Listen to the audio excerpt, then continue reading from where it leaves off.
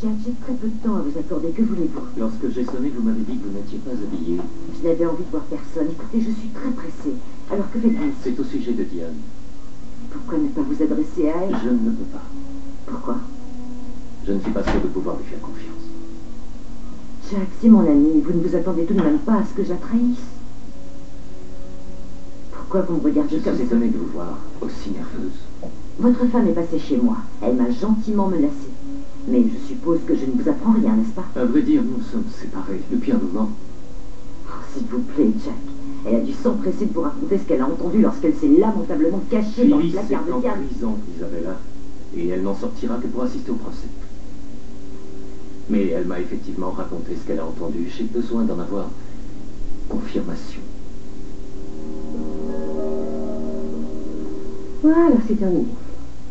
Chaque page de ce nouveau contrat a été signée. C'est parfait.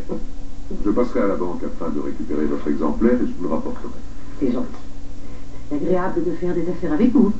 Oh, tout le plaisir est pour moi. Cela vous dirait que l'on porte un toast? J'ai un très bon porto. Oui, volontiers, portons un toast.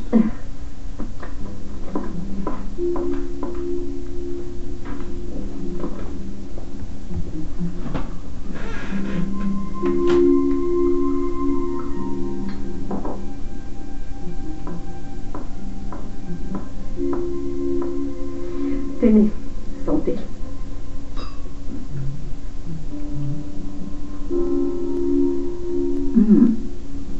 Wow, c'est délicieux. Je sais, je ne sors que pour les grandes occasions, et c'en est. Je vous remercie. Vous me flattez. Et moi, je suis satisfaite. Pour le prêt? Eh bien, oui, pour le prêt, mais aussi parce que vous êtes un vrai gentleman. Vous me surprenez. Je m'attendais à ce que vous me demandiez des explications à propos de ce malheureux scandale lorsque Wharton a interrompu notre petite réunion. Quelle honte. Oui, c'est sûr. Ce n'est pas anodin de faire arrêter quelqu'un en pleine assemblée. Mon Dieu, je n'ose pas imaginer ce que vous pensez de moi. Je vais vous dire ce que je pense de vous. Je trouve que vous êtes une femme extraordinaire. Comment, du harcèlement sexuel? Oui, c'est exactement ça. Ouais, mais au cas où vous l'auriez pas remarqué, je suis un homme. Ça ne change rien. Ça arrive aussi aux hommes. On peut constituer un dossier contre Jill Abbott et faire en sorte que Jabot vous dédommage. Alors, vous dites que cette scène a eu lieu devant un banquier en pleine réunion. John Abbott était présent? Oui. Il témoignerait en votre faveur? Qui? Le banquier? Oui. Comment voulez-vous que je le sache? Je l'avais jamais vu avant. Ouais, eh bien, on trouve son nom et on lui fait faire une déposition. Dont on parle, John Abbott ne se parjurera pas devant un juge. Et puis, il nous reste Catherine Chancellor, c'est un atout. Sa parole fera pencher la balance, c'est une honorable citoyenne milliardaire de Genoa. Vous voyez, ce licenciement abusif pourrait faire jurisprudence. Le juge tiendra compte de leur témoignage, c'est sûr. Ce procès est gagné d'avance. Vous prenez cette affaire très à cœur. Ah oui. Oui, c'est normal, vous êtes un de mes amis. Vous savez, ce litige pourrait faire le tour du monde. Une grande femme d'affaires harcèle sexuellement, puis licencie abusivement un petit employé modèle sans défense. La presse va adorer. Non, c'est moi qui vais risquer gros dans cette histoire. Non, il ne faut pas voir les choses comme ça. Vous étiez en colère, c'est légitime. Sous prétexte qu'elle était votre patronne, elle s'est servie de vous pour assouvir ses besoins. Maître, je suis désolé de vous contrarier, mais vous avez tout faux. Jill Abbott est une femme très belle. J'ai pas eu besoin qu'elle me harcèle pour avoir envie d'elle. J'ai ma part de responsabilité. Je vous indiquerai comment répondre aux questions de la partie adverse. Quoi, vous voulez que je... Non, il vous suffira de dire la vérité et rien que la vérité. En revanche, on tournera ça à votre avantage. Maintenant, il faut que je sache, est-ce que ça vous intéresse?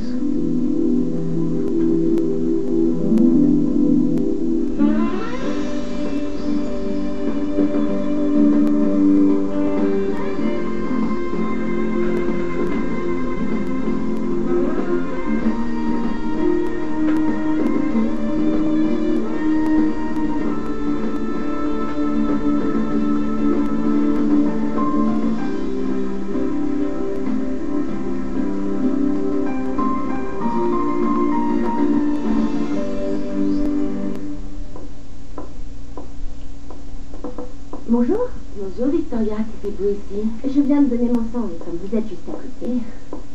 J'avais l'air d'être sur un petit nuage. Oui, un petit nuage rose. C'est assez étonnant vu la journée que je viens d'avoir. J'ai eu une grosse dispute avec mon frère. Ah bon, pourtant ça ne vous ressemble pas. Ouais, je sais, mais c'est pas grave. Je suis un petit peu d'accord. Comment ça?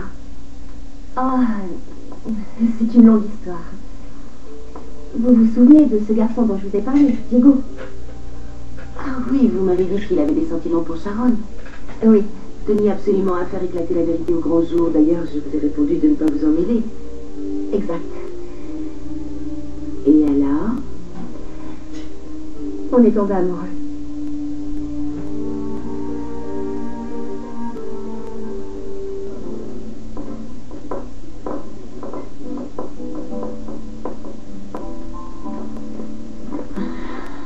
Merci. J'espère que tu vas m'expliquer pourquoi tu as passé ton temps à poser des questions sur le porte-monnaie des parents. Tu es bien placé pour savoir dans quelle situation ils se trouvent. Ils travaillent comme des forcenés depuis des années. Et qu'est-ce qu'ils en ont tiré comme profit? Ils vivent dans un taudis qu'ils continuent à rembourser. Ils vivent comme des gens normaux, ça leur convient apparemment. Ils ne sont pas ambitieux, Diego. Je trouve ça injuste. T'as une solution miracle? En effet. J'ai les moyens d'améliorer leur confort de vie. Et ils le méritent. De quoi est-ce que tu parles? D'argent. J'en ai suffisamment pour qu'ils prennent leur retraite. Voilà. T'as bu ou quoi aujourd'hui? Allez, vas-y, continue, ça te fait du bien de rêver l'espoir fait vivre. Non, tu ne m'as pas écouté, je ne rêve pas, j'ai 100 000 $ dans ce sac. Le père de Victoria me les a donnés pour que je parte.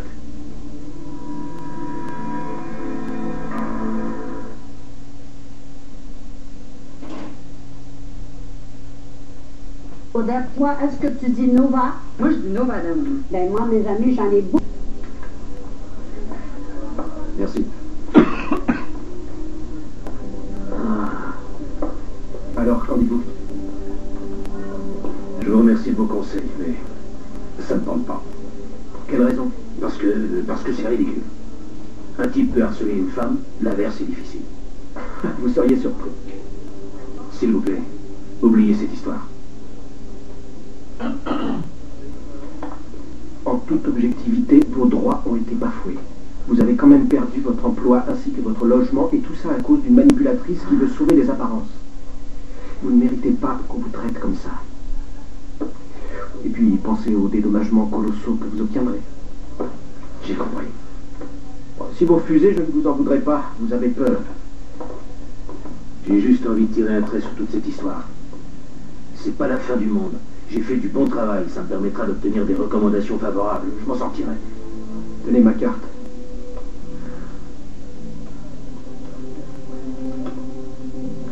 Réfléchissez bien, Larry. Ouais, c'est sûr. Merci.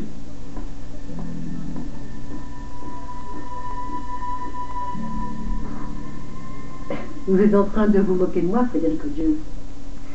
J'avoue, c'est ma faute, j'ai mis ça sur le tapis. Non, calmez-vous, Jill. Comme je vous l'ai dit l'autre matin, vous n'avez pas à avoir honte de vous. Je n'ai aucun droit de porter un jugement sur votre vie personnelle. Merci, j'apprécie votre franchise. Ça vous ferait peut-être du bien d'évacuer tout ce que vous avez sur le cœur. Non. Sans façon, ça ne servirait à rien. Et puis, je ne vois pas ce qu'on peut rajouter sur cet homme. Vous êtes sûr? Bon. Il était pour vous une sorte de divertissement affectif? Disons plutôt que c'était une grosse erreur, hein. Ah oui, vraiment? Écoutez, Larry Wharton a débarqué dans ma vie à un moment où je me sentais vraiment seule, voilà. C'est tout. Mais il en est ressorti, heureusement. Vous savez que je l'ai renvoyé. Et il va me ficher la paix. Et il n'y a rien d'autre à ajouter?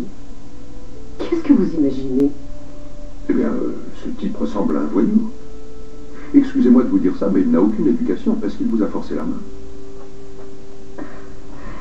Cette histoire est finie, n'en parlons plus. C'est d'accord. Avant que l'on passe à un autre sujet, j'ai une dernière chose à vous dire. Et j'espère que vous tiendrez compte de mon conseil.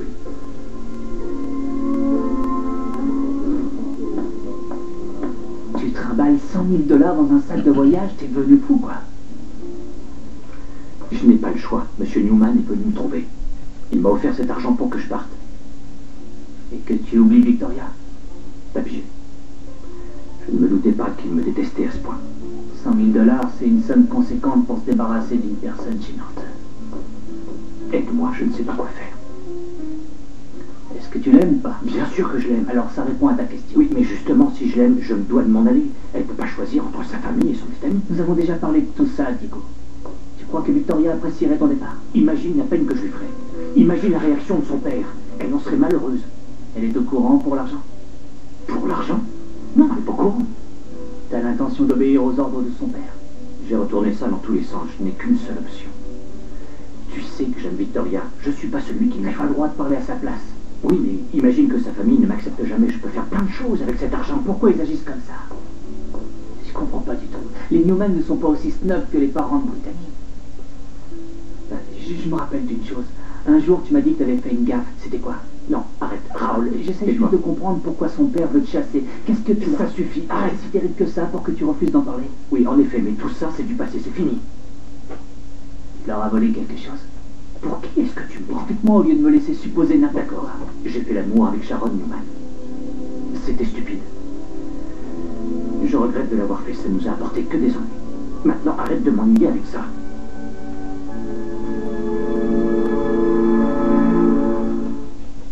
Attendez, je ne saisis pas.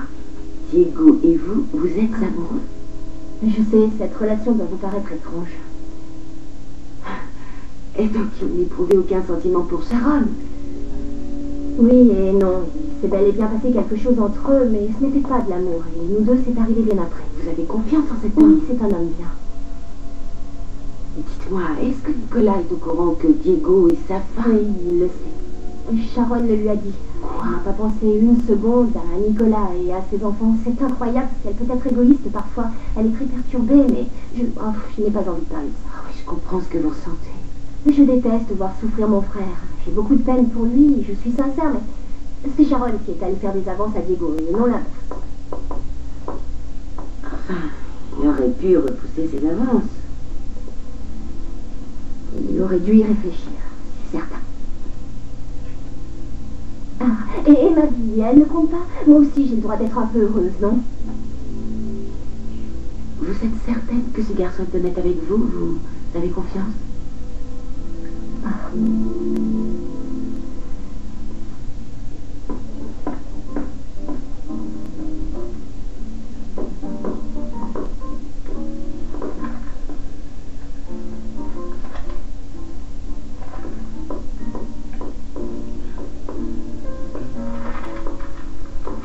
Je peux m'asseoir? Non, j'allais partir. Oh, je t'en prie, Ashley, attends. Je te promets de ne pas t'ennuyer longtemps. Accorde-moi une minute. Je suis lucide, je sais que tu ne me portes pas dans ton cœur, mais je suis là aujourd'hui pour te parler de ton neveu. Mon neveu? Calme. Phyllis a mal interprété ce qu'elle a entendu. Est-ce que Diane est responsable de l'accident survenu l'été dernier à la propriété? Comment voulez-vous qu'elle le soit? C'est elle qui a été blessée et votre femme était au volant. J'ai entendu dire que Diane s'était jetée sous ses roues pour l'accuser et prouver qu'elle était de nature violente. Je n'y étais pas, je ne sais pas ce qui s'est passé. Pourquoi êtes-vous aussi nerveuse? Ah, arrêtez de me dire ça. Et j'ai l'impression que ma présence vous dérange. Si vous êtes venu jusque chez moi pour me menacer comme votre femme... Non, vous n'y êtes pas du tout. Vous savez, je refuse de cautionner l'attitude insensée de Phyllis. Ces derniers temps, elle n'a pas agi en adulte responsable. Vous parlez du feu à la pergola. Je refusais de croire qu'elle était capable d'un tel acte. Et vous avez ouvert les yeux. Oh, il y a tellement de preuves accablantes. Il est temps que je l'admette. Cette histoire m'a anéanti. Quelle tristesse. Comment pourrais-je lui pardonner ce qu'elle a osé faire? Elle a voulu tuer Diane, la mère de mon fils. Elle savait ce que je ressentais pour lui. Enfin. Heureusement qu'il est là. Je ne sais pas ce que je deviendrai sans lui. Et même si je ne vois pas Diane très souvent, même s'il nous arrive d'être en conflit, j'avoue que c'est une très bonne mère. Et elle a aussi été une très bonne amie pour moi. Seulement, je ne sais plus quoi penser. Si ce que Phyllis proclame est vrai, et si ce qu'elle a entendu est véridique, alors Diane est une menteuse au même titre que Phyllis. Ne les mettez pas dans le même panier. Diane n'est pas l'auteur de l'incendie. Non, bien sûr que non, elle a failli rester cette nuit-là. J'ai l'impression que vous ne corroborez plus la version de Phyllis. Ma femme est une personne désespérée et malade, Isabella. Mais Diane m'a prouvé qu'elle était aussi désespérée, alors comment croire en sa bonne foi? Je la vois souvent, elle ne m'a jamais paru désespérée. Écoutez, Isabella, vous devez me trouver insistant. Surtout que nous ne sommes pas spécialement proches, mais j'ai besoin de vous. Aidez-moi à découvrir la vérité, quelle qu'elle soit.